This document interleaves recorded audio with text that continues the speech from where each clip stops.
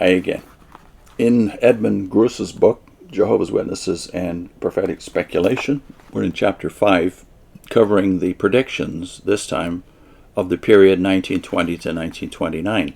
Gruss says, published late in 1920, Rutherford's Millions Now Living Will Never Die booklet and the campaign which promoted it created quite a stir. The essence of this new stress was that the kingdom would be set up in 1925. Now here's a direct quote from the book.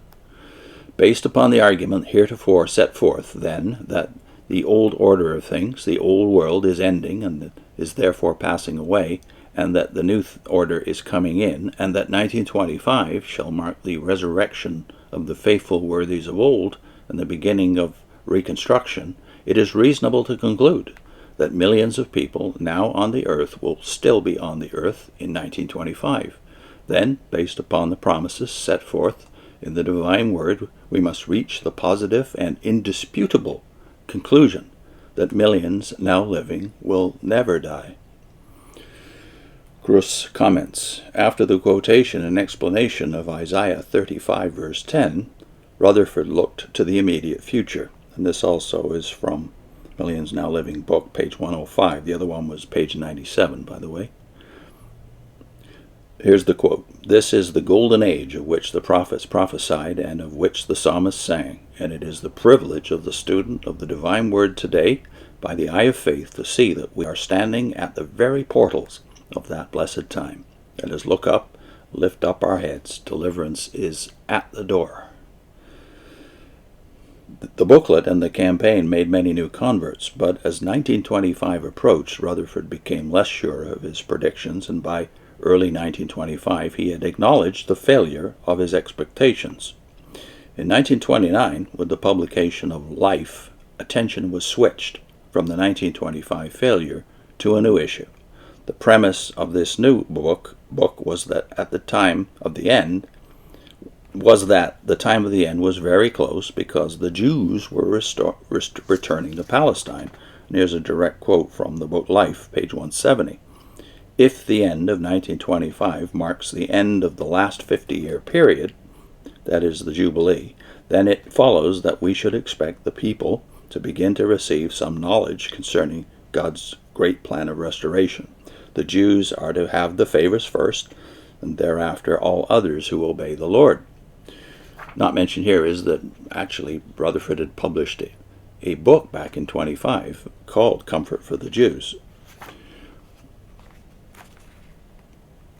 More from that book, Life, that the return of the Jews to God's favor means the time when God will extend the privileges of life to the people, both the dead and the living, is shown by the words written. And here he's quoting Romans 11:15 and 16. More still, that foreshadowed God's purpose now to shortly dash to pieces the devil's organization that controls all the nations of the earth, and then bring peace and prosperity to the people, and all who obey him will be granted life everlasting on the earth. Gruss comments, the thesis of Life was discarded only about a year after its publication. That is, the significance of the Jews and the prophecies being fulfilled in them was completely discarded by the next year, 1931, when they took the name Jehovah's Witnesses, originally given to unfaithful Israel, by the way, in Isaiah chapter 43. The year 1929 witnessed two other testimonies to the soon end of the world. One was the publication of the book Prophecy. The other was the building of Beth Sarim, House of the Princes in San Diego. In Prophecy, Rutherford stated, Satan knows that shortly he must fight the Lord, and therefore he prepares for the conflict. In concluding the chapter on Armageddon, the shortness of the time was again stressed. Here's the direct quote. By the proclaiming of the doings of Jehovah and his purposes, the people may now know the meaning of the present-day events and what shall shortly come to pass and what will be for their good. Beth Sarim was built to provide a place to which the princes, Abraham, Isaac, Jacob, and others might return just before the closing events of the end.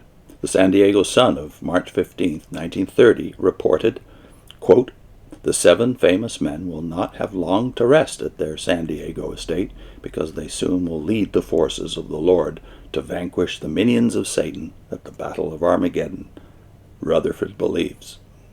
So the Beth Sarim scandal was well known to the world even in the 1920s and 30s. Beth Sarim, what happened to it? It was sold by the Society in 1948. Next time, 1930 to 1939, as their stress upon the urgency of the time dissipated? We'll see. I'll put in a link to